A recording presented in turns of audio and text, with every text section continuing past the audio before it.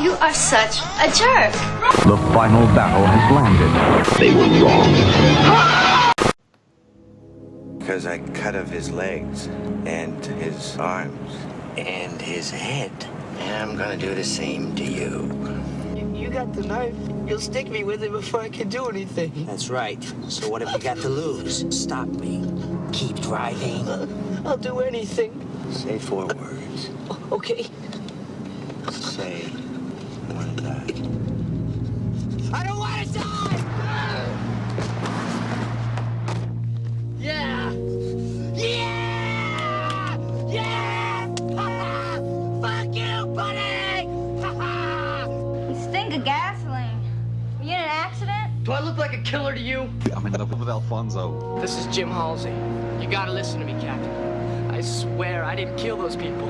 I got set up and framed by this guy I picked up hitchhiking. How do you like Shitsville? Don't you move. You stay seated right where you are, or I'll blow your brains through your ass. The guy's empty. Yeah? Yeah? You never checked it, did you? So help me, I'll blow you in half. Hi, this is Russell Todd from Chopping Mall, He Knows You're Alone, and Friday the 13th Part 2, and you're listening to The Hysteria Continues. And indeed you are. Welcome back to The Hysteria Continues, episode 143. This time we're going to be thumbing a ride with The Hitcher, another listener pick, which was chosen by Joseph. Do you remember whose pick this was, Joseph? Yes, I believe it was Matt Taff. Matt Taff, okay. Well, we finally got round to your choice, Matt. So Joseph's going to be bringing us in on that a little bit later. But how are you, Joseph? I'm quite well. How about yourself? Not too bad. We may be having some Skype issues, so hold on to your hats. We're hoping not for a Bloody Moon escapade this time, but who knows? It may be a cracker. But let's see how we... Classic is the word you're that's the looking one, yes. Well, how are you doing, Erik? Well, I was doing fine, and then I heard that little montage at the start, which included a certain item that I didn't approve of. So now I'm not good. How did that get in there? Yeah, I wonder. Yes, I wonder, Joseph. Yeah, I wonder how that got in there. I don't remember that line of dialogue being in the Hitcher. Oh, Erik. It's the crutcher. And Nathan, how are you? I'm okay. Good. Well, it's good to have you back. Obviously, we missed you last time when we were... How did your toilet training go? It went very well. I'm learning slowly but surely. That's good. Okay. You on to solids now? Yeah, I'm getting there. Okay, well, that's good. So yeah, the gang is all back together, Skype willing. We'll be talking about the Hitcher shortly.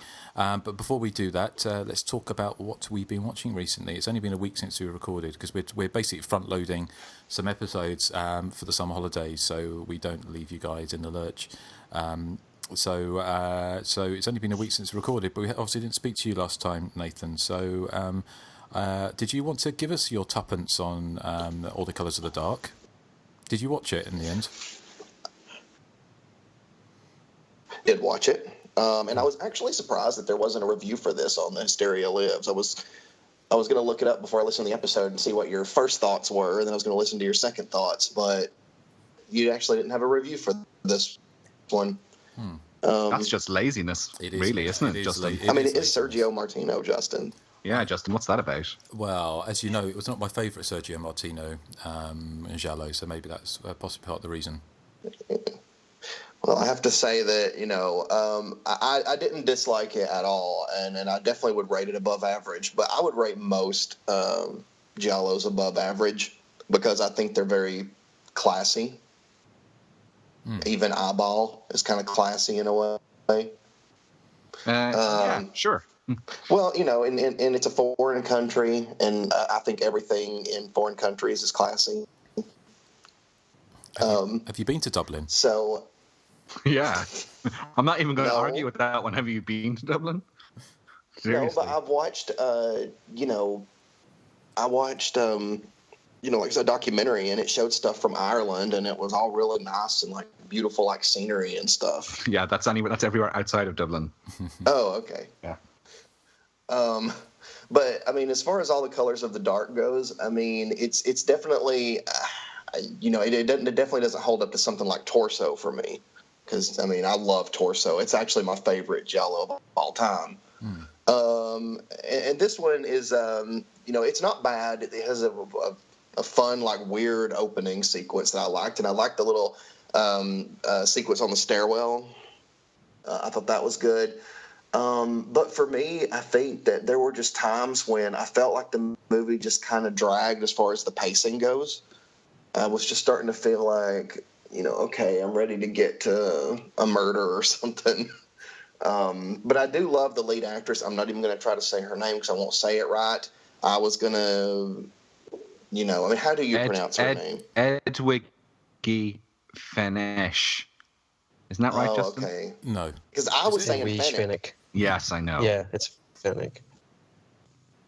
Oh, it's Fennec. Edwige. Oh, okay. All right. So it's Edwige Fennec? No, it's Edwige. Edwige. Yeah. Oh, okay. But no, I really like her. I loved her in Strip Nude for Your Killer. It's a great movie. It has a rude title. Movie, by the way. But it's actually very telling, though, that I'm spending most of my time talking about other movies that I liked better. But, Richard! I didn't dislike all the colors of the dark. It's not something I rewatch. Let me just say that. I probably wouldn't rewatch it for a long time. It's no Case of the Bloody Iris, if you will. There's no scene where a girl jumps out of the tub screaming, I'm a murderer, and then some guy slaps her in the face. Every movie should have that scene. Yes, definitely. Especially Transformers. That would work. But, I mean, that's pretty much my thoughts on it. I mean, to be honest, it was just kind of hard for me to keep my attention. I guess I was, distracted. Okay. Well, fair enough. I think we all had the same response. Oh, did y'all? I haven't listened to the episodes, so I didn't know what y'all thought about it. I think who was the guy that was on last time? Justin Koch. I think he was the only one who genuinely enjoyed it, and the rest of us were like, eh. Yeah. We were all like, it's okay, but, yeah. Then I guess I would be on y'all's side on that one. Yeah. So, yeah, that's my tuppence on our last film that I wasn't able to be here for, thanks to work. Okay. Well, thank you. Anything else you've seen of note? I watched Easter Sunday. It's a new movie. Oh, I've been waiting to hear about this one. Let me just say, I have nothing but respect for someone that gets a movie made on very low budget or even no budget, because I know how difficult that is. So kudos to the filmmakers for getting their film made. So there you go. Okay. Well, how diplomatic of you, Nathan. Yes. Let me just say that the one word I would use to describe this movie from most of it is obnoxious. And I mean, there's a scene where a guy's like so scared when he's about to die, and then he craps himself or something, or farts or something, and the killer's like, "Did you just fart on my property? Here's what I do to those who fart on my property," or something like that. I mean, it was just it's absurd. Humor. Oh, Erik, I think you the lady doth protest too much.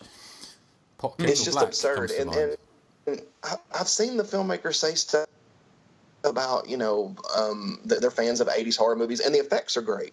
They did a great job with the special effects. I mean that was a shining part of the film, but it's just that a lot of people are making these throwback movies, saying it's an homage to the 80s, but their movie is filled with like over the top, I guess, quote unquote toilet humor, or just really obnoxious characters that you just find kind of grating.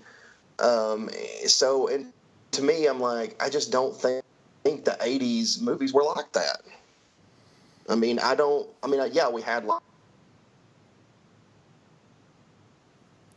when it's like over the top obnoxious to where you're like, oh my God, like I couldn't spend 5 minutes with this person. Why am I spending an hour and a half with them? So I mean, I'm sure you guys kind of know what I mean on that one. I mean, but like I said, I don't like to bash somebody else's work because I've made a movie. It wasn't that great, but it was a lot of hard work. So take that for what you will. You should work for the UN, Nathan. Your diplomacy. Yes, yeah. But I take it, Nathan, Joseph, you've not seen Easter Sunday yet. He's seen the first 10 minutes. Didn't you watch I have. that? I don't. They posted a clip on. I don't even remember watching that, and I honestly have no interest. From what I saw the trailer, and I think I may have saw like a 2-minute clip, but like Nathan said, it's like they're obviously saying, "Hey, we're referencing the '80s, but I don't remember the '80s ever being so trying to go out of their way to be obnoxious as possible." So Fair enough. Okay, well, thank you, Nathan. Is anything else? No, I don't think there is. I mean, actually, there probably is, but I just cannot remember right offhand if I've seen anything else. I don't remember if I talked the last time or not about Swamp Ape. Do you guys remember if I mentioned Swamp Ape because it was fun? I don't think so, no. No, I don't remember. No. Oh, okay, so Swamp Ape is about these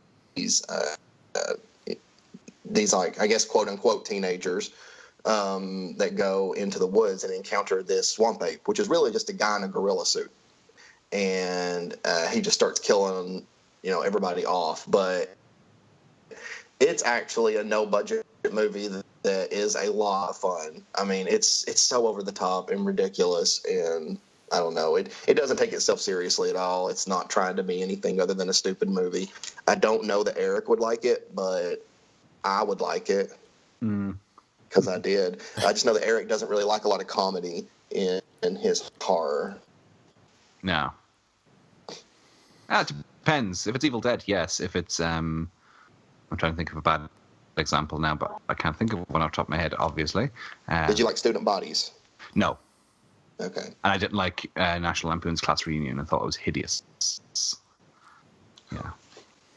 Hideous, indeed. Okay. Well, I've not seen... And scary movies. Scary movie series I didn't like either. So. I like the first one, but I'm not a huge fan of the other ones. But anyway, yeah, that's about all that I have seen that I can think of recently. It's been kind of a slow horror movie time for me. I need to make up for that. Okay. Well, thank you, Nathan, and it's good to have you back. Erik, how about you? What have you been watching? Okay. Well, this isn't horror, but I was watching last night. Oh, hello, cat. Are you going to flush the toilet? I was watching a film called Treasure of the Four Crowns. It's on a 4-movie action-adventure marathon box set that Shout Factory brought out in 2014. This is directed by Ferdinando Baldi and starring Tony Anthony, and they're the same team that brought out 1981's Coming At You, which was a 3D Western. And this was their follow-up in 1982, which was a kind of a 3D Raiders of the Lost cash-in. And sort of Tony Anthony plays this Indiana Jones type treasure hunter who has to retrieve the treasure of the title, and he has to get through a heavily guarded fortress to retrieve it, blah blah blah. But the thing is, there's just lots of booby traps everywhere he goes, so things are flying out of the screen. Now, unfortunately, I'm watching it in a flat 2D version, and it's not the quality of it looks like a VHS transfer, which the Force DVD box set cost $5, because the print quality is not very good. However, despite the lack of clarity, you can still see the strings on everything. It's so low rent, it's hilarious. But I can imagine that seeing this in 3D would be amazing. 30 seconds don't go by without something flying out of the screen. And it is actually, now this event will have been and gone by the time our podcast is published, but there's an event in Philadelphia tomorrow where they're showing this in 3D along with Friday the 13th Part 3 and Rottweiler. It's Exhumed Films are organising that, and that is an event I would definitely go to. Treasure of the Four Crowns is absolute rubbish. It has no plot, but it has this sort of strange early 80s ethereal quality that a lot of these 3D movies have, like Parasite and that, where you can tell that they're not focusing so much on the script, but on how many things they can fling at the audience. And that's the type of 3D movie I would want to see. So even in 2D, it has its charm. I wouldn't recommend it, though. But it's a curiosity more than an essential viewing, I would say. Cool. I've not seen that, but it would be fun to watch that in 3D. I mean, incidentally, when I went to I bought my new TV, they've stopped making 3D TVs now, haven't they? Yeah, they have. Yeah. So I think that's kind of probably the death knell, really, isn't it, of 3D stuff coming out on Blu-ray and stuff. Yeah. Because if you can't watch it, I mean, I know you can get my projector does 3D, but I asked when we bought TV, and they said you have to buy an older version. They're just not using 3D anymore. So it's still a hold out hope that we get films like Silent Madness and. But you were saying that you got Jaws 3D on Blu-ray when it came out last year. Yeah, that's right. But weren't you saying the effects were kind of hit and miss on? Yeah, but I think they probably hit or miss at the cinema. I don't think that. Oh, really? Okay. They're not very good special effects, especially the very end scene where the jaw bones fly out of the screen. It's kind of it's got that kind of weird. Everything looks like it's kind of. It's like someone's got a stick with a bit of cardboard jaws on the end and poking it out. But does it come off the screen, or misses? Or does it look like a kind of a double image, like you're not getting the effect properly? Yeah, well, it's kind of. I think it's a little bit headache inducing. But I remember I did see Jaws 3D at the cinema when it came out in 3D.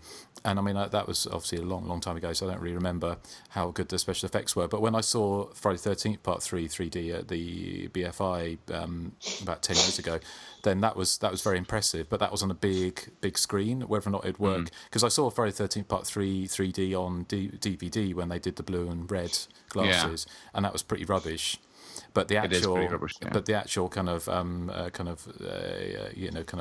dark gloss, whatever it's called, the silver screen version is kind of it was very impressive.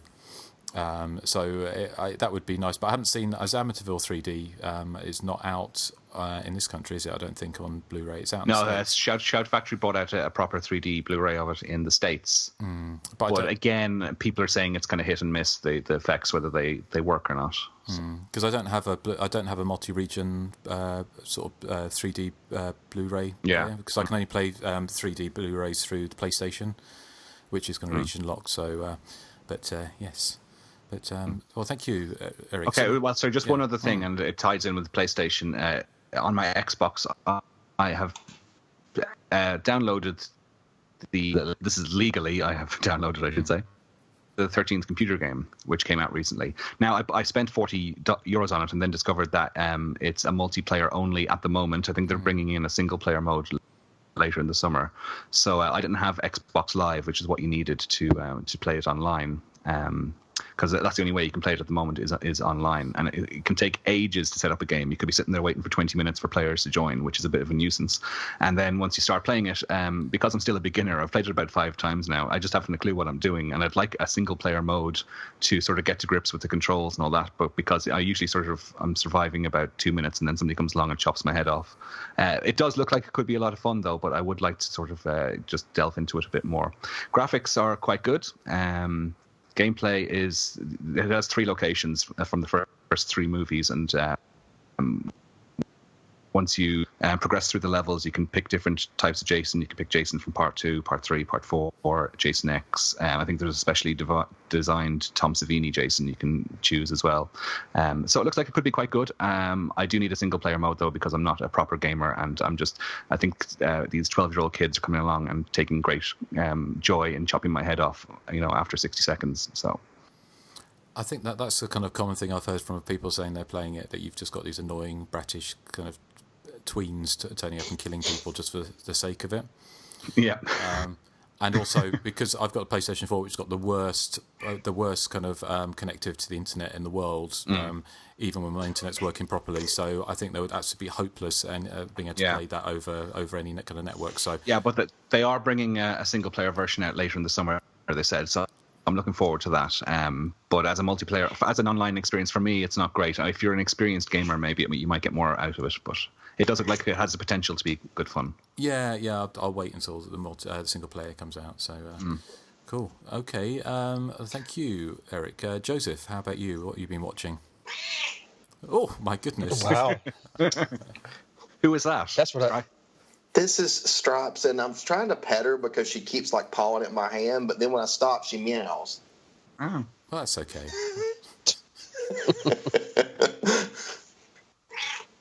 Oh. I will mute while y'all are talking. That way she won't keep me out. But she's already muting. Now, is that your joke of the week? No, I do have a joke of the week, though, so stay tuned, folks. Actually, just a little aside, talking about cats. Anyway. Talking about cats. Sorry, just a little aside. Talking about cats is we got some friends who've just went away on holiday, and we were feeding their cats this morning. But someone else is feeding them accidentally overdosed one of the cats on their anal glands medicine. So they had to go to the vets because they OD'd on anal gland medicine. So I was wondering, when that happened to you, Erik, how did you get over it? I don't even know what anal gland medicine would do. I think it's anti-inflammatory. All right. Well, it would make your anus shrink, probably. Yes. Then, if you had too much of it. I think the cat's okay, but anyway, just kind of reminded me of that. So sorry, Joseph, from talking about anal glands. My bottom's okay. Yeah. Speaking of anal glands, Joseph. Yeah. Erik. I actually watched a couple things this week. I watched I Am Not a Serial Killer. I think I'd spoken about this a while back, but I only watched the first 10 minutes and got distracted. But I watched the whole movie. I enjoyed it. It's kind of like an indie version of Dexter, about this kid who has these serial killer urges, and to suppress them, he just basically uses what he knows about serial killers to hunt down this one serial killer who's in the town to figure out who.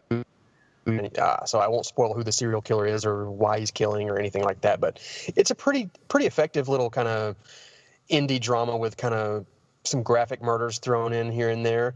It has a very, very weird what the fuck ending.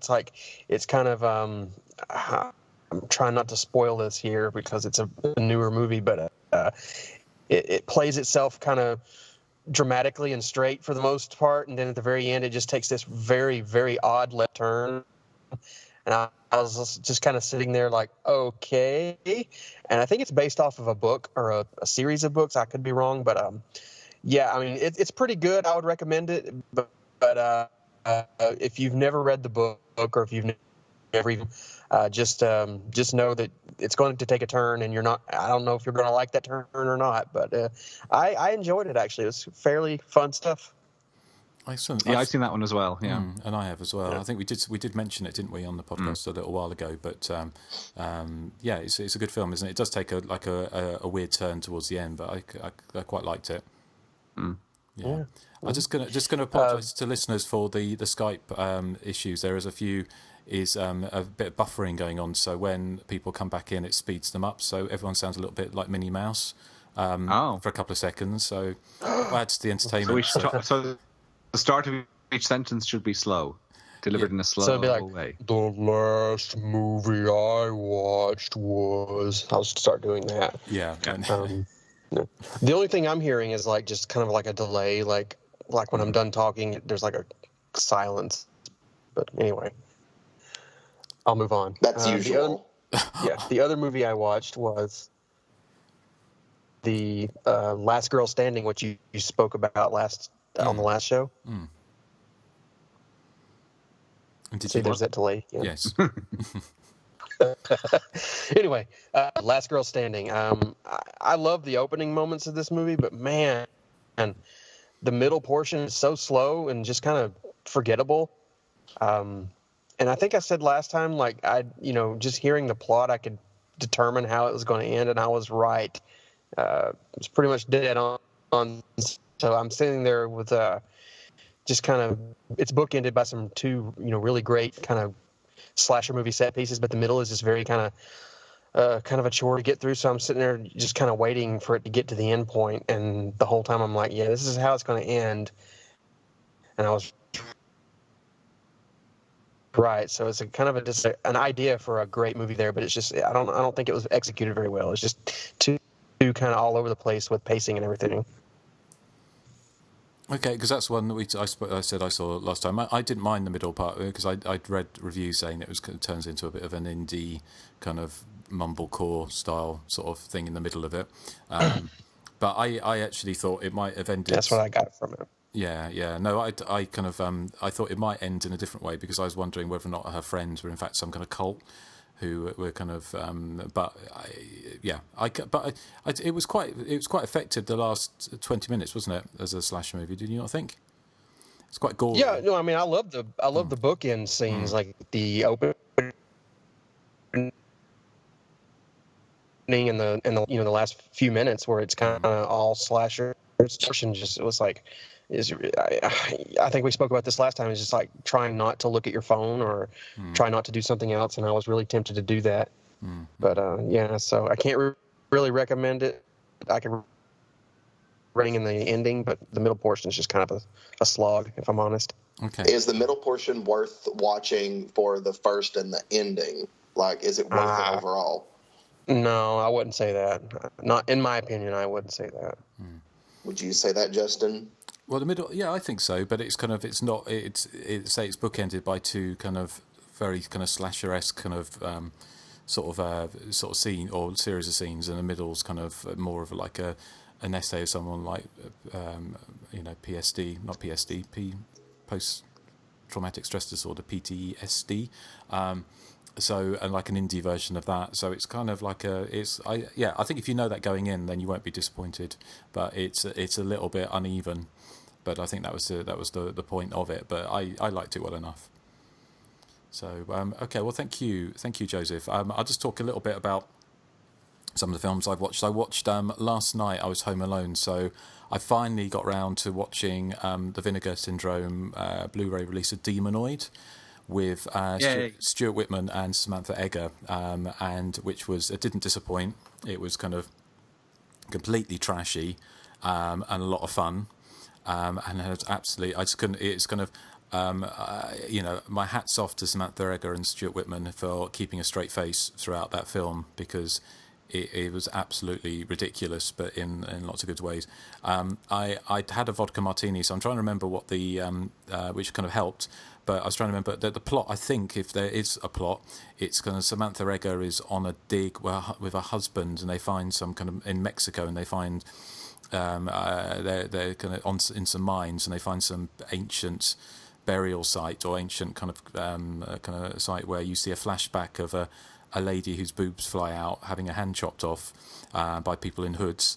And they accidentally, they find this hidden chamber where there's this hand in a box which turns to sand, and essentially this hand comes back to life and starts crawling after people, a bit like I did wonder if this film inspired the Oliver Stone, Michael Caine, The Hand, which I think was from 1981, wasn't it?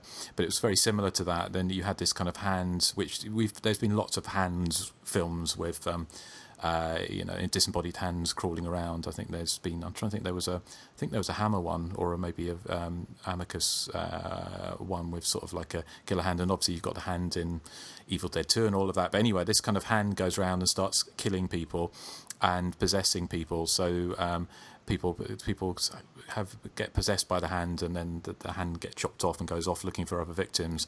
And all the while through this, Samantha Eggar and Stuart Whitman are just kind of basically keeping a straight face and coming up with the most ridiculous dialogue about the hand all the way through it, and things like, fetch me the flamethrower, I've got to get the hand, and just it's just a lot of fun. It's really, really daft, very daft, but like in a lot of ways, those kind of Mexican horror movies, like Grave Robbers and Don't Panic, and those kind of 80s Mexican horror movies are, have a certain energy to them, which is a frenetic energy, which is missing from many kind of Northern American movies or English movies or other movies. There is a certain insanity to Mexican slasher movies that you don't see elsewhere. So yeah, it's not a slasher movie as such, but it was it was a lot of fun, and I just thought Samantha. Neither is The Hitcher.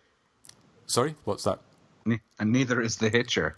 More on that later. What? It's not a lot of fun. No, it's not a slasher movie. No, fair enough, yeah.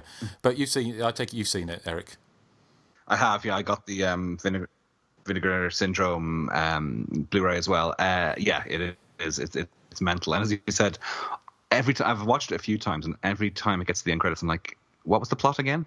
It feels like there's chunks of it missing or something. It just has a real fever dream logic. But it is a lot of fun. It's like, and Samantha Eggar, after this was shortly after she'd been in The Brood, where she had a far more sort of serious role to pull off, and then all of a sudden she finds herself running around after a disembodied hand with a flamethrower. From one extreme to another.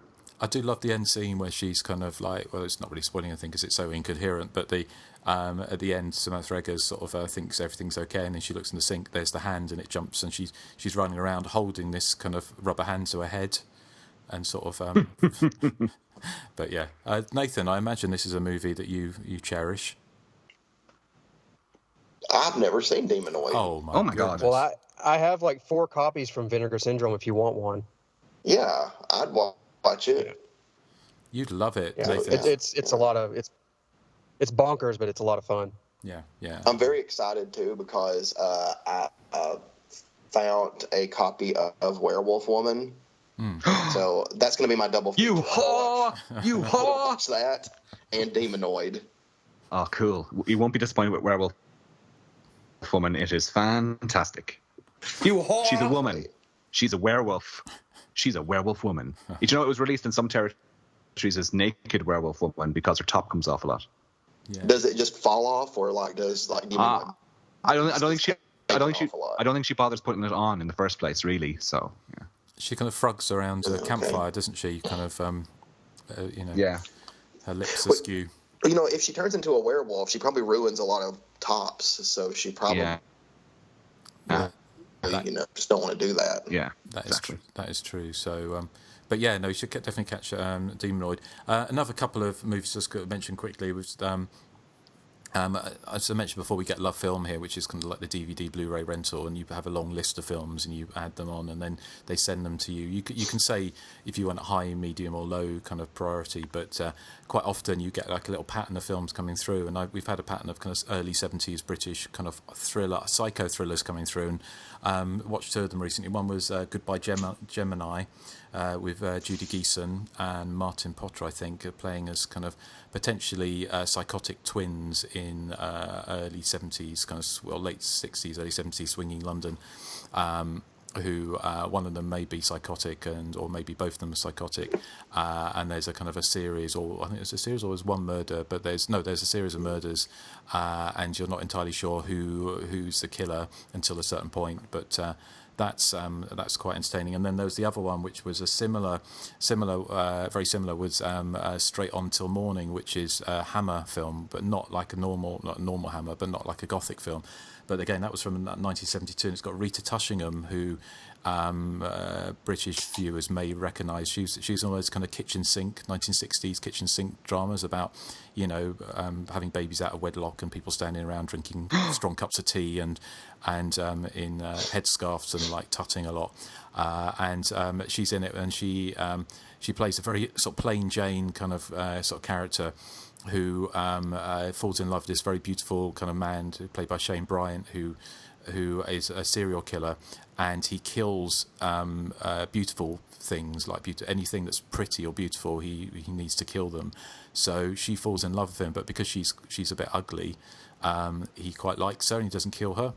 And then there's this amazing scene, without giving too much away, but it's an amazing scene where she has a makeover, and she comes out looking like a cross between the woman from Wendy Craig from Butterflies, which won't mean anything unless you British from 1970s, yes, and Oddbod from Carry On Screaming, and she's got the most ridiculous kind of clothes and this ridiculous 70s wig, and I can't really tell if she's supposed to be looking ridiculous or she's supposed to be beautiful, and it's really fashionable, but it does look absolutely ridiculous. But then she goes home and she's beautiful, and then you can probably guess what happens. But yeah, that was quite, and both of those are quite entertaining, but quite out there. That's a good movie. 70s. I've seen it. I've seen Straight On Till Morning. Okay, yeah. Yeah, I liked it. Yeah, I thought it was really good. I thought it was really good, and I don't want to spoil anything, but I mean, it's definitely one of those kind of gut punch endings. It is, and also it's got that scene with the dog, isn't it? Which is kind of really horrible. Well, it's not graphic, but it's kind of, It's kind of, it's quite actually, it's one of those films that's actually rarely, well, one of the few films that's actually quite disturbing, because I think because the killer basically tapes his murders by just on audio cassette or reel to reel. And I think it's probably inspired by the Moors murders, where they tape some of the murders, and he kind of tapes the killing of a dog, so you don't see anything, but you kind of hear it all, and it's quite disturbing, and sort of as it would be, but yeah, very very effective. So yeah, that's well worth watching. So that's kind of what I've been watching. So let's move on to the Hitcher. It's a dark, rainy night as young Jim Halsey drives along an endless stretch of desert highway. Up ahead looms a figure in the road, a hitcher. Jim stops for the stranger. At once he regrets his action. The man with the transparent eyes and menacing smile is soon holding a knife to Jim's throat. The hitcher then tells Jim to pass a car on the side of the road. The passengers are already dead. The hitcher has killed them.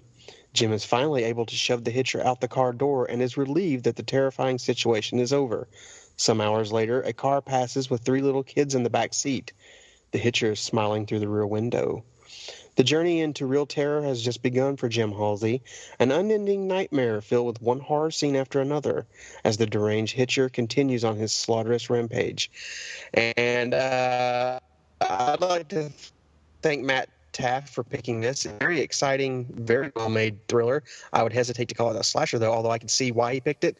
It does follow some of those tropes, not enough to call it a slasher in my opinion, but there's little moments there, so I could definitely see why he picked this. This is more of a kind of a duel clone, and it's a duel between two kind of forces of nature. One is the C. Thomas Howell character as a kind of naive guy on a road trip, and then the other is Rutger Hauer as the may or may not be named John Ryder, who basically is the titular hitcher. And I hesitate. I mean, he's obviously crazy, but from what I got from this film, it's like he seems more like a man who's on a kamikaze suicide mission. He has no past. He has no fingerprints at all. So I'm wondering if he's just some lonely guy who decided he's going to commit suicide one day and decided, hey, I'm going to, commit suicide in the most bizarre kind of murderous way I can, and kind of go from one car to another to see if I can find someone who will basically snuff out my life. And I think that's the whole point of the film, is just him testing people to see if they'll kill him. And when they won't do it, he ends up killing them until he comes upon, C. Thomas Howell's character, Jim Halsey, who basically, I guess he sees something in the kid that, he may end up taking his life. And that's what I got from the film, personally. I don't think he's just your typical psychopath, doing this for kicks. There's like little moments in the film where he genuinely looks like he wants to die. He's like, repeat after me, I want to die. But the way he says it, he's almost talking to himself, and he keeps telling, Jim Halsey, stop me. I want you to stop me. So I thought there's kind of an interesting dynamic there. I mean, some of the action set pieces, with the car chases, I get bored with car chases, but they're really well done here. And I mean, you can't really talk about the Hitcher without talking about the one scene with Jennifer Jason Leigh, where she's basically tied between an 18-wheeler and another, I guess it's another vehicle or something, and the cops happen upon that scene, and basically C. Thomas Howell's character has to get into the cab of the truck to kind of talk him down from, basically ripping her apart. But it doesn't end well for poor Jennifer Jason Leigh. No, it's a very tense thriller. Very kind of, after watching it again last night, I don't think I'd ever noticed the whole back and forth between Rutger Hauer and C. Thomas Howell as more, hey, please kill me kind of thing. I always just saw it as him just kind of as a grinning psychopath. But I picked up on more of this guy seems like kind of a sad sack who just snapped and is looking for a way out sort of thing. And I really appreciated that about it. But and I do have a lot more to say, but for now, let's turn it over to Nathan. I really, really think The Hitcher is a great film. I'm definitely going to say I don't think it's a slasher movie by any stretch of the imagination. To me, I agree with you. It feels more like a duel, cat and mouse kind of thing. It to me is about as much of a slasher movie as Duel would be. But that being said, I mean, it's a fantastic film. Like, the acting is great. And to be honest with you, that scene with Jennifer Jason Leigh like really bothered me the first time I watched it because it was very unexpected, and I really liked her character, so I didn't quite enjoy that scene at all. But I mean, it's the opening scenes I thought were really well done as well. Actually, I was disappointed when the first time I watched it because like the whole opening was kind of spoiled for me when I watched it for the first time. But I thought if I had almost wished that I'd went into this movie knowing like nothing about it, and I think that I probably would have liked it even more than I already do. But I love the characters, and to me, there's just not a boring moment in this movie. Like I'm never bored. I find it, it opens very promising, and then the pace just is pretty brisk. So it gets very high marks from me. Love it. I can't think of anything really negative to say about it, to be honest.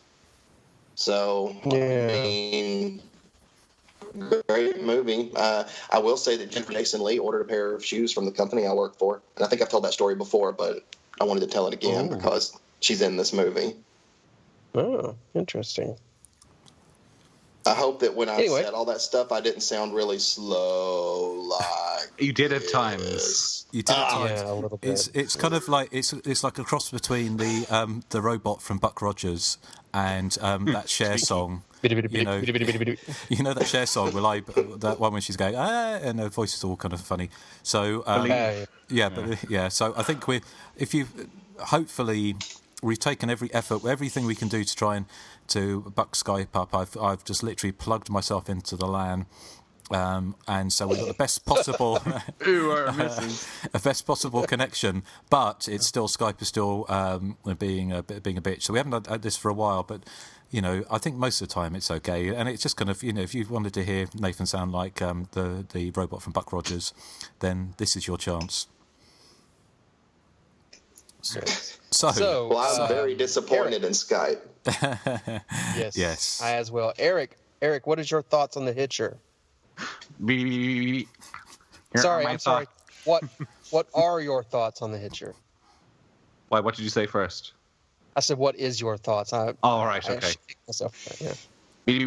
Poor grammar, Buck. Okay, I saw this one a lot back in the mid-'80s. We had a cable channel called Premiere that showed a lot of films from the 85, 86 era. And this was one of them. And I remember watching it a few times, but thinking it was quite downbeat, so I never kind of appreciated it at the time. Now, this was the first time I'd seen it in 30 years or so. And what struck me was how incredibly far-fetched the movie is. You were comparing it to Jewel, and there is that comparison, but I also saw a lot of Terminator in there as well, with Rutger Hauer in the Arnold Schwarzenegger role of the unstoppable killer who, can somehow take all this damage and still get up and come after the victims. And also he seems to have a psychic Jason Voorhees type thing where he knows where all the people were going to be, like the killer in Iced who hides in the snowman waiting for his victims to walk past. There's that level of absurdity to it. I think C. Thomas Howell is a likable lead. I remember him thinking he was this big movie star at the time because he was in Soul Man and Secret Admirer and also Grandview USA with the wonderful Jamie Lee Curtis. And I'll hear no horsey jokes from you, Joseph Henson. So I had this idea that he was a big movie star, but obviously he's Mr. Straight to Video these days. But at the time, he was the Brad Pitt of his day, in my opinion. Rutger Hauer is terrific as just this unstoppable evil killer with no redeeming qualities whatsoever. And like Nathan and Joseph, I do not consider it a slasher movie in the slightest. I always thought it more of an action movie, to be honest. There's so many car chases and car crashes that it feels sort of like a more thriller 18s rated version of Smokey and the Bandit at times. The ending, I really like the ending. It does something similar to what they did at the end of Halloween 4 with a person in truck versus psycho killer on road, but they do it in a much more interesting and gratifying way, I found. So the film it's not the downbeat thriller I remember it being when I saw it when I was 13. It's actually an over-the-top, fun thriller. Is what it is. It's terrific. And I was watching it on YouTube actually, and while the resolution isn't great, I was actually seeing it in widescreen for the first time because obviously back in the 80s you'd only get to see these things in a sort of a pan and scan 4:3 ratio, and it looks stunning. I mean, it's really makes use of the landscape. It reminded me a lot of films like Death Valley or Hills of Eyes. I loved it, and a big improvement on last week's choice, I have to say, as much as I love my Edwidge Fenech Giallos. So yeah, my opinion has completely changed on The Hitcher from possibly considering it as a one-watch movie back in the 80s. It's one I could watch over and over, I would say. Really good movie. Thumbs up. Cool. Okay. And Justin. Yeah, well, thank you, Joseph, and thank you, Erik. As you can hear, hopefully, I thought you just shout Justin. No, hopefully the sound quality's improved. We've gone through different hoops to try and to get it to work. So now it's tethered to my phone, which is now balanced on the skylight at the top of the house precariously. So who knows what's going to happen? But okay, The Hitcher. Again, I don't think it's not a slasher movie, but it's got like certainly slasher leanings, and I think when we get into some background, I think the film may have started off more of a slasher movie, and it was kind of tempered to be less so. And I think it has that definitely. It's kind of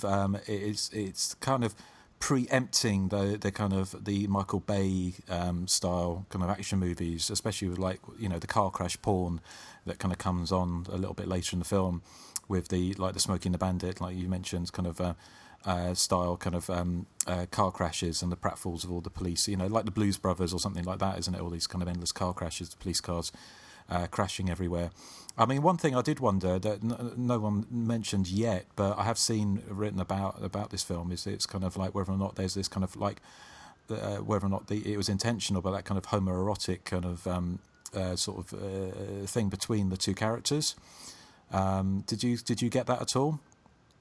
Why? I picked up on a little bit, like the point where he has for one, he has the knife to his crotch, and the way he just kind of grabs his face in the diner and puts the panties over his eyes, and he's kind of almost caressing his face a little bit. Yeah, I mean, I think it's kind of it's not explicit in any ways, but I just kind of it was almost in the same ways that Michael Myers kind of chooses Jamie Lee Curtis, his character Laurie Strode, although for obviously very different reasons. It seems that Rutger Hauer's character kind of goes after Jim Halsey. He fixates on him, doesn't he?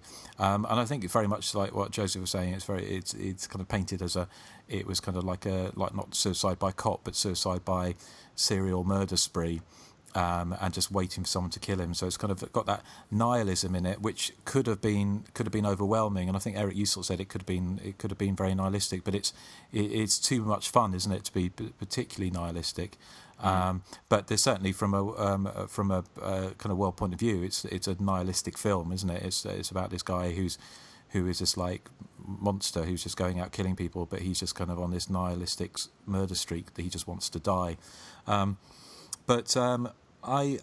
really like it. I mean, I think it's an entertaining film, and as you mentioned, C. Thomas Howell is a really likable lead, isn't he? I mean, he was quite.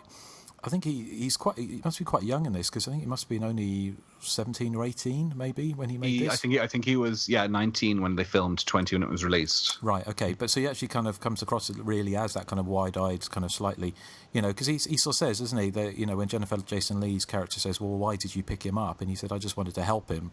So it was this altruistic kind of this turn of fate that just went really bad. I mean, it's kind of like I won't say it's like a Jean Genet movie, as otherwise Erik will attack God, me. But it's like a Cocteau movie. Yeah. No, but it's kind of like Kafkaesque, I would say. in so much, like the Metamorphosis, where this kind of, their story where the man slowly turns into a beetle, and it's like a nightmare, isn't it, the film? Because it doesn't make a massive amount of sense. It's relentless. I mean, he is relentless, but there's no reason. There's, the irony is that if Jim Halsey had a cell phone, none of this would have happened. He would have probably, he could have stopped it in its tracks. But it's almost like Rutger Hauer has GPS. He's got like a GPS kind of thing stuck to Jim Halsey, because he just finds him. It's kind of like this shark, this kind of desert sand shark who just keeps going, and he doesn't stop, and he knows exactly where he's going to be. And there's no real reason. It's not really explained. It's kind of almost supernatural the way he can just find him. And I mean that in itself is quite scary. But it kind of it goes so over the top. All the police chases, the killing. Again they kind of ripped off that in Halloween, the end of Halloween 4, wasn't it? They actually, as you mentioned, but they ripped off the scene of was it Halloween 4 or was it? Was it Halloween 5 where they killed everyone, all the police in the police station? That was Halloween 5, but the Halloween 4 comparison I made was where she's in the truck and she's trying to run down Michael Myers and that. But it's kind of they looks like they ripped that scene as well, where they in the Halloween movies where they kind of where Rutger Hauer's character kills everyone in the police station and they find that in itself has been ripped off from the Terminator as well. Yes, of course, yeah. So it's all of that. I mean, I think it's a really good film. It's not it's a slasher movie in so much it is a cat and mouse kind of murder spree movie. And you've got like Rutger Hauer's his kind of his character's able to do all these things like putting the the famous kind of finger in the French fries scene. So how did that finger get there? Yeah, I mean, seriously. So he must have known. He must have been in the diner. He must have followed it. All these kind of things. They don't make a great deal of sense. But again, it's this kind of. It's almost. I mean, I'm not saying this is true, but at the beginning of the film, C. Thomas Howell is kind of driving and he's falling asleep, isn't he? And he actually picks up the Hitcher as a way to keep him awake in some ways. So you could argue the whole film is actually a dream nightmare. Or he fell asleep, crashed his car, and now he's in some kind of limbo, like one of those myriad of movies that do that. Yeah, well, it could be, but it's kind of say the film it doesn't make a great deal of real life sense. But the scene with Jennifer Jason Leigh is shocking, and I was kind of talking to someone about it, and they said when they saw the film they just couldn't believe they would do that. It's not the kind of film, not the kind of thing you would expect in a Hollywood sort of teen sort of horror movie. Although I suppose it's not really a teen horror movie, but certainly it would have been playing for kind of like a teen audience in the mid '80s. I think it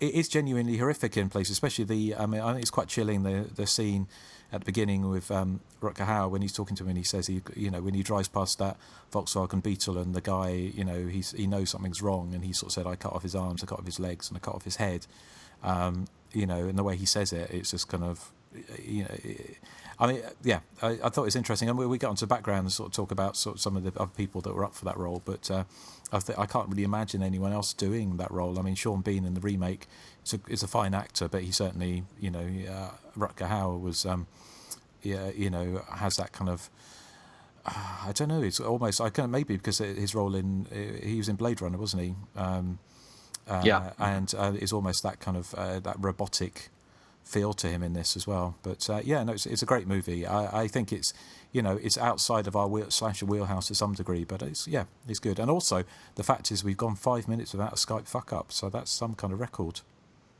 Yay! So we need some celebratory music. Well, how about? Oh no! Let's do. Should we celebrate with Erik's joke of the week? If you like. Yes. Mm-hmm. Yeah. Okay. So. God, I can't find the thing now. Hold on. Where's it? Oh, Justin. No. Oh, no. What have I done with it? You whore! No, it's not that one. No. No. Oh, Justin. This is It's my joke of the week. It's so fantastic. Okay, so why was Rutger Hauer's character so determined to punish young Jim Halsey? Because he was suffering from irritable Howell syndrome. That was quite good, actually, I thought. Thank you. Yeah, I did too. Yeah, that was one of your better ones. So Yay! So I'm not even going to press the tumbleweed.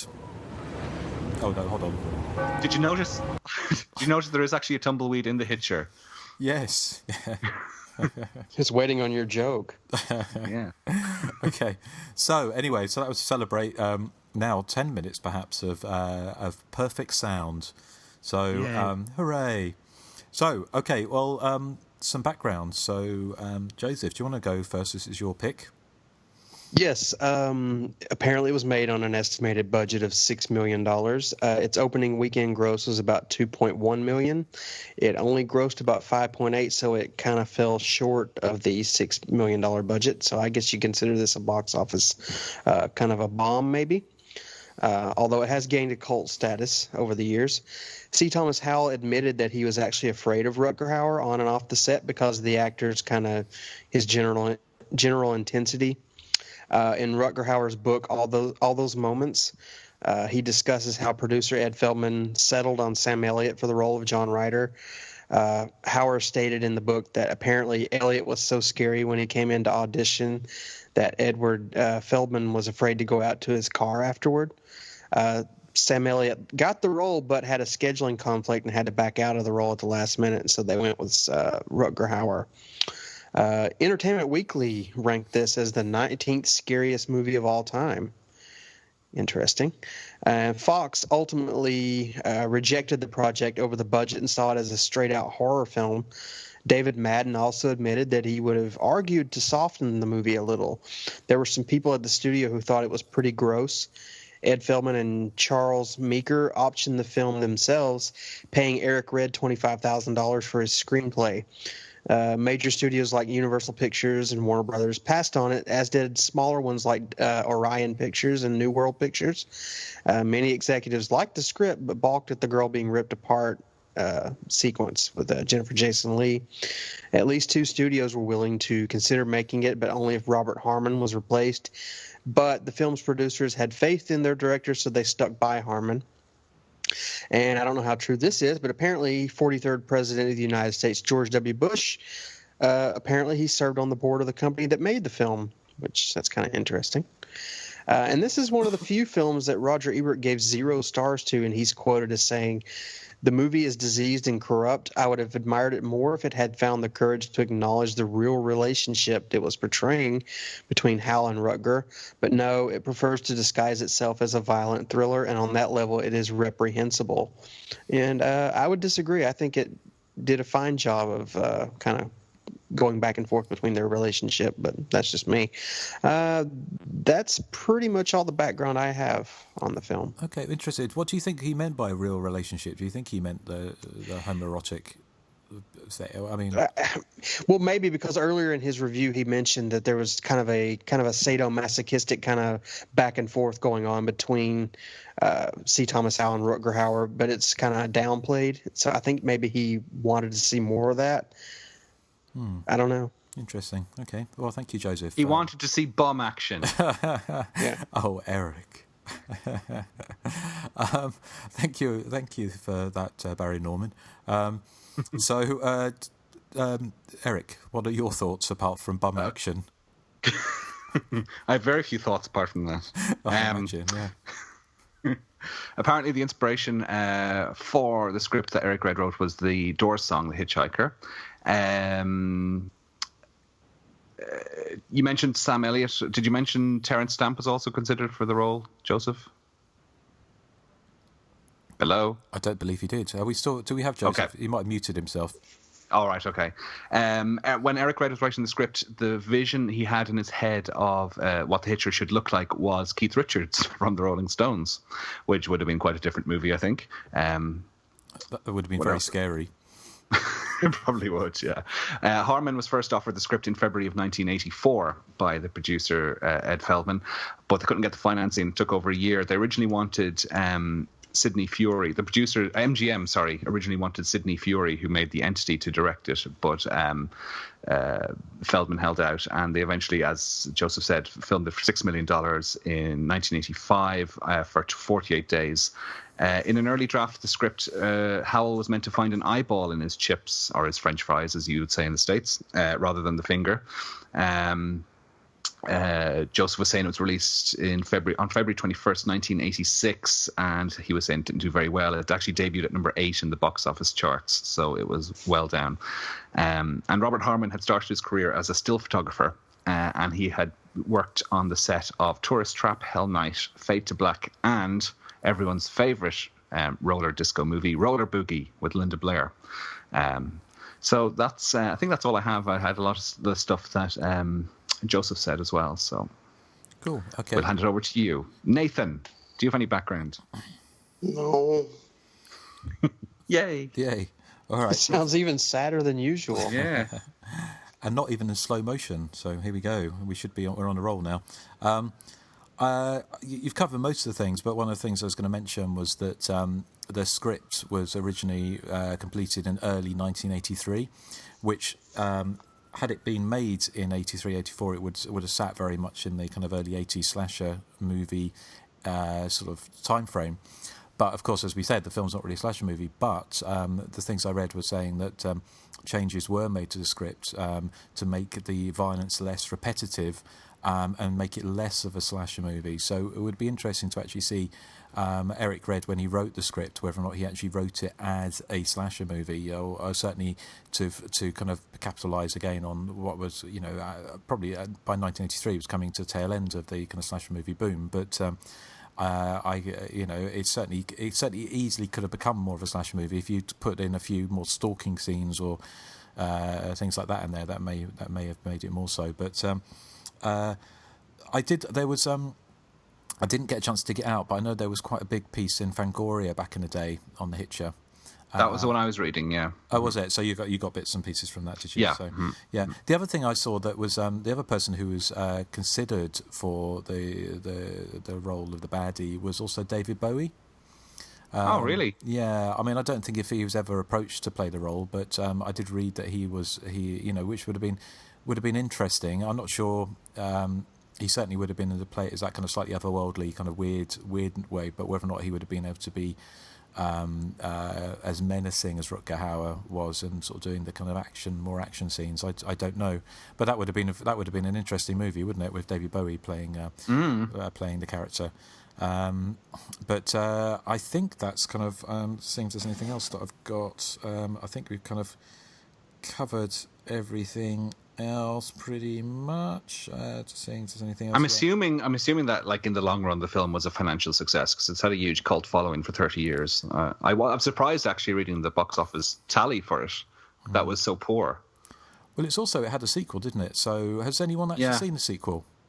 No, Joseph. No, I think it had Jake Busey as the new Hitcher. Yeah, and but I never watched it. C. Thomas Howell was back again. What was the tagline again in it? It was The Hitcher 2. And let's see, I've Been Waiting. Yeah. Okay. Yeah. 2003. It's 4.3 out of 10 on IMDb from nearly 3,000 reviews. Okay. And what about the remake? Has anyone seen it? I'm pretty sure I saw the remake in the cinema. Yeah, I can't remember much about it. I don't remember it being awful, but I don't remember it being that engaging either. No. Yeah, I'm kind of with Erik on that one. I kind of remember it. I think it was ultimately forgettable, obviously, but if I'm remembering right, the truck scene was a guy instead of a girl in the remake. Okay, interesting. Yeah, no, I'm sure I've seen it, but then I sometimes watch films, and then another film I saw this recently, which I thought I'd seen before, was the Jose Larraz's Vampires, the one with the lesbian vampire movie.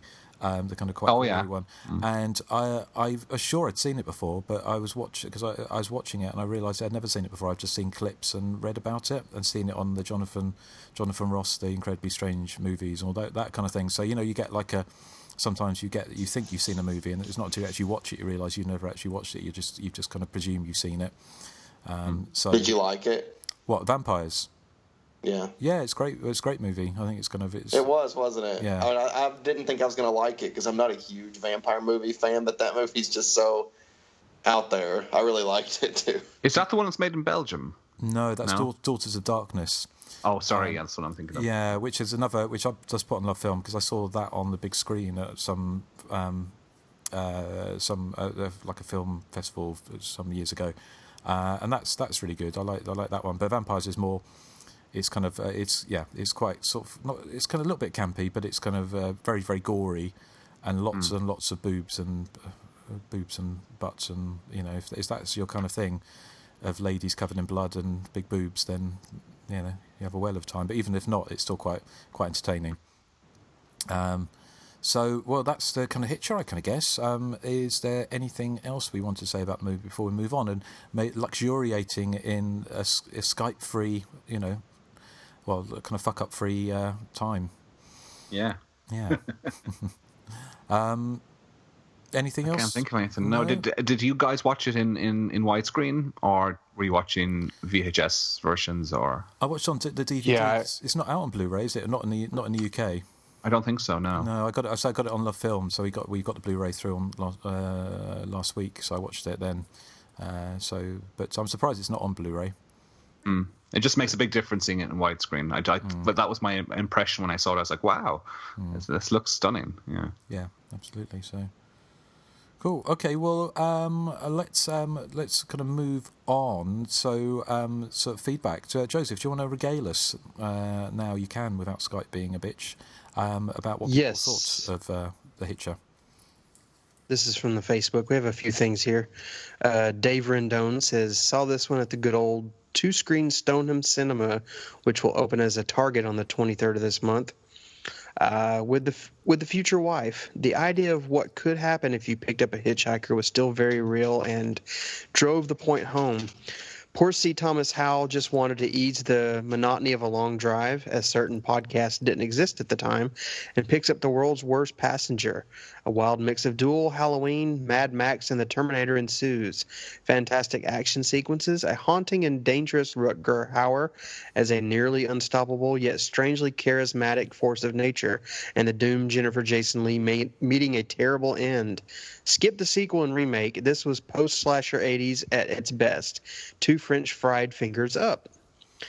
Bob Hartshorn says, caught this one back in the day on its opening weekend in Blighty. I thought it was a scary, exciting, and completely ridiculous ride with 2 great performances, courtesy of Mr. Hauer and Mr. Howell, cementing it all together. Repeat viewings have not changed that opinion. Those plot holes could eclipse the Death Star, but it's still a gnarly and exciting road trip to hell via Disneyland. Special mention must go to poor Jennifer Jason Leigh for one of the least deserving and harshest of screen demises ever committed to film. Nasty, nasty, nasty. Otherwise, a fun roller coaster horror film. Jenny Hall Cameron says, I remember trying to find pictures of Nash to get my hair cut like her and couldn't find it. I haven't been on Twitter for a long time, but when I did, Eric Red was on a lot. This movie is great. Great acting and very atmospheric. Rutger Hauer and C. Thomas Howell played really well off each other. Vaughn Colmier says it's not a slasher film, but does have elements of a slasher film. Rutger Hauer gives a powerhouse performance. He's fucking awesome in this movie. When I saw this when I was a kid, and it still holds up today because it still freaks me out a bit, and I'm close to 40. Brennan Klein says, one of the best opening scenes of all time. Then an unflinching action horror hybrid for the rest of it. Great stuff. Chris Bennett says, I just watched this movie for the first time last night. Weird. And finally, Mike Paul Sanders says, good movie, but it felt edited down too much. I'd rather watch the gorier remake instead. Oh, my God. Yeah. Oh, my God. Now Mike Paul Sanders is eating Eric. And that's a hint towards our next Patreon pick, isn't it? Yes, it is. Have we already announced it? I think we did on the Patreon. Yes, we have. Yes, okay. And on Facebook as well. So cool. Okay. Well, we'll talk about that in 1 second. But thank you everyone who wrote in. That's it's always fantastic to hear your thoughts. And given that we've only recorded last week, I guess we haven't got any feedback, have we? I do. I've got one. Oh, okay. Yeah. This is from scroll. Mark from Dundee, which is in Scotland, and where cake comes from. I've just discovered your podcast 5 days ago, and I'm already on episode 11, The House on Sorority Row. I'm addicted to slasher films and horror films in general, and have a huge interest in the video nasty scandal. You guys are also entertaining, and I love listening to the episodes of films I'm not aware of, as it makes me seek them all out. Well, watch out for those ones when it gets into sort of the deepest, darkest reaches of Nathan's DVD collection. Watch out. You know, you don't want to be watching Axum or Blood Lake or any. No, in my defense, I didn't pick Axum. That's true. I did pick Blood Lake. Yeah, that is true. Anyway, Mark goes on to say, I'm constantly laughing and look forward to catching up with every episode. Also, would it be possible to have a link to Justin's Saturday Night Cleaver? Justin, is that still out there in the ether somewhere? Yeah, I think it is, yes. I will endeavour to put that up, yes. Okay. Okay. So, and he said, that's Mark goes on to say, thanks so much for keeping me entertained. So Mark from Dundee in Scotland. Thank you, Mark. Thank you, Mark, yes. So to remind us of Saturday Night Cleaver, is it music or is it songs from films? It's a mixture. It's mostly songs. Okay. It's songs from like the bands in slasher movies. Yeah. Like the ones in the House on Sorority Row and in what's that one? The sick fucks in what's it feel? Alone in the Dark. Alone in the Dark. That's the one. Yeah, just that. Does it have the Gangster Rock from Graduation Day on it? I think it does. Yeah, and it has sort of linked together with dialogue. It's all a bit because it's all taken from VHS. So it's all a bit. Well, I suppose it's really lo-fi now, isn't it? And probably quite trendy. But it's it's a labour of love from many moons ago. But yeah, I'll put that back up if I've still got a link. So excellent. Well, thank you everyone for writing in. Nathan, did you want to do your after the credits? Oh, yeah. Well, I mean, it's since there is a sequel, I guess people probably already know what happened after the credits. But if we pretend that sequel didn't happen, do you guys think that Jim went on to live a healthy life filled with religious fulfillment? I think he would have been quite traumatized, wouldn't he? I would think. I mean, I would agree with that. I think he'd be very traumatized. I'd probably have nightmares the rest of my life. I'd have to get on that, that medication from Nightmare on Elm Street Part 3, that Dream No More or whatever it's called. Hypnosil. Hypnosil, yes. I'd love a little coda at the end where he kind of delivers the car to the person in California. Yeah, it's in bits. Yeah. So, that'd be awesome. It'd be like that scene. It'd be like the scene in Friday the 13th Part 3, where it's like, yeah, we ran into a motorcycle gang, but Shelley showed them the error of your ways. So that person be like, my car. I know. It's like if you return a hire car after you've driven it, and there's a slight scratch, and they're walking around it looking, you're hoping they don't see it. I'm quite familiar with that sensation. Yes, but I imagine that he wouldn't. But yeah. Because it gets set on fire, doesn't it? He crashes into a bus. It's kind of the rear bumper comes off at some stage. Yeah. Yeah. So but as I say, there was a sequel. Maybe I'll catch up the sequel at some point. But it just seems a bit odd, doesn't it? To sort of I suppose you couldn't really get Rutger Hauer back. Although, as I say, it's kind of potentially you could argue it has some kind of supernatural angle to it. Just in the way he's kind of unstoppable. He's omnipresent. But I did one other little thing that I remember reading was that when they're talking about the studios trying to soften it and they refuse, or they fought very hard to keep it hard edged, they'd actually said one way of softening Jennifer Jason Leigh's death would be to have a end on a funeral, to sort of somehow give it kind of closure, or make not have that.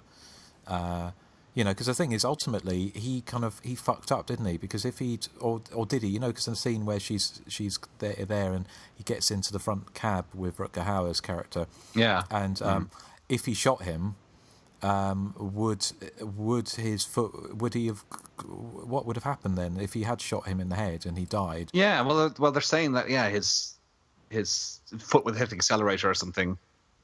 No, his foot's on the clutch, so if he doesn't have any musculature in his leg. His foot's going to slip off the clutch, and it's going to cause the truck to roll forward just a little bit, enough to pull her in half. So she was doomed either way. Right. Okay. Couldn't the cops have just shot like the chains or ropes or whatever? That's what I was thinking. Surely there was something more that could have been done. I mean, like, and why didn't C. Thomas Howell, like, once he ripped her apart, why didn't he just shoot at Rutger Hauer and say, "Okay, fuck that, I'm going to kill you now"? It's yes, pondering, but yeah. It's a mystery. It's a mystery. As Toya once sang. There you go. That's what's your end of show music can be. No, we've already got music, haven't we, to end the show with? I think. What did you end the show? Did you end the show with Susie last week in the end? You'd have to listen. I think you did, actually. Yeah, and it was my show. It was my pick. Well, it wasn't my pick, but it was my turn. Yeah, but Eric, when you get to recording the shows and doing all the editing, then you can choose the music. You don't do any editing. You just put it out as it is, with all the mistakes included. You do. Hardly. Well, this one is going to need a fuck of a lot of editing to make it legible. Well, it sounds like that Cher song, which I'll probably end the podcast with now. I think that's probably going to be the most fitting end with some Gypsies, Tramps, and Thieves. No, the one with that Believe. Believe, you know, where it's going to... Oh. Believe in life. So... At least she's not auto-tuned in that. What? Oh, dear. Okay. Nathan. Oh, no. Children say the funniest things. I like Cher, though, so I'm not hating. No, we're not hating, but it's just saying it just sounded like those, because it had loads of all of that stuff at the time, wasn't it? They all had like those silly sound effects.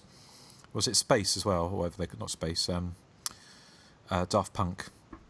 They had that as well, didn't they? Anyway, Joseph, do you want to do, have you got an episode of your game? Yes, no one got it right last time, so here's some more clues to the same movie. Okay. Clue number 1 is poor dog. Clue number 2 is not loud, but... And clue number 3 is bear hug. Oh. Okay. I wonder. Anyway, that's dead air is always good for a podcast. So... yes. So, yeah, if you want to play, then play along on the Facebook group. But also, this is how to get in touch with the show and let us know. We're going to tell you what we're going to be covering next, and we're going to have a very, very special guest next time. So this is how to get in contact with the show. The content of this podcast was provided by Justin Kurzweil, Erik Frillfall, Nathan Johnson, and Joseph Henson. If you enjoy our program and are willing and able to provide a donation, please visit us on Patreon and become a content-designated subscriber. That's patreon.com/The Hysteria Continues. For non-subscriber PayPal donations and general feedback, our address is the.hysteria.continues@gmail.com. To listen and interact, simply search for The Hysteria Continues on iTunes, YouTube, Facebook, and Twitter. Susie versus Toya forever. Excellent, and please do get in contact with the show. We're going to be recording our next Patreon pick, as we've already announced. It's going to be Troll 2, which will be free only available to Patreon supporters. So, and you can support the show for as little as $200. No, as little as 50 cents. I don't know what the smallest amount is, but you can, if you can just throw $1, a few shekels. I'd buy that for $1.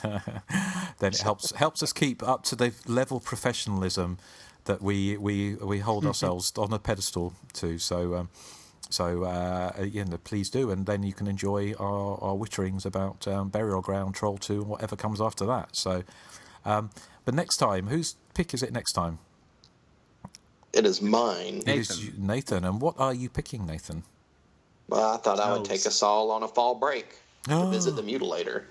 And next episode, we're going to be joined by a very, very special guest, Ewan from Arrow Video, who's going to be joining us to talk about the Mutilator. And Ewan worked on the extras for the Mutilator for Arrow's release last year, I think it was. So, yeah, we're excited. You can do all the background.